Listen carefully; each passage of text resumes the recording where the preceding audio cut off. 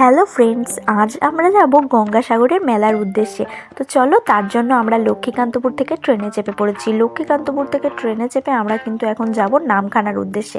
তো দেখো, নামখানাতে কিন্তু আমরা নেমে পড়েছি। নামখানা থেকে এরপর কিন্তু আমরা যাব টোটো স্ট্যান্ডের কাছে। তো সেই টোটো স্ট্যান্ড থেকে আমরা কিন্তু যাব লঞ্চ ঘাটে।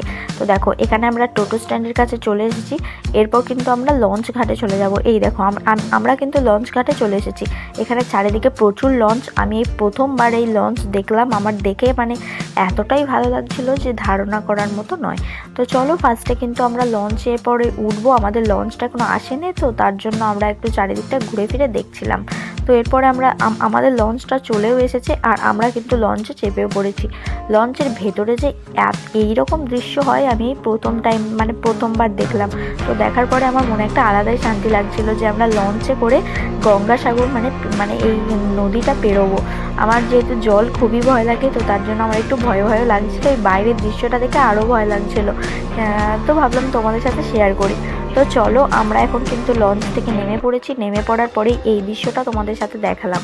তো দেখো, এরপর কিন্তু আমরা চলে এসেছি লঞ্চ ঘাট থেকে একদম বেনুবনের উদ্দেশ্যে আমরা যাচ্ছি। আর বেনুবন থেকে আমরা কিন্তু টোটো করে চলে এসেছি একদম গঙ্গাসাগরের উদ্দেশ্যে।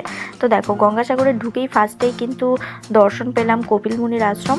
তো কপিল মুনির আশ্রমটা খুব ভালো লাইটিং করেছিল, আর দেখে কিন্তু খুবই ভালো লাগলো। তো কপিল মুনির আশ্রমের ভেতরের দৃশ্যটা তোমাদের এর পরের ভিডিওতে দেখাবো। তো দেখো, তারপরেই দেখলাম যে তো আমরা এবারে থাকার জায়গা খুঁজছিলাম। যেহেতু আমাদের আসতে অনেকটা সন্ধে হয়ে গিয়েছিলো, তার জন্য কিন্তু সব থাকার জায়গাগুলো বুকিং হয়ে গিয়েছিল।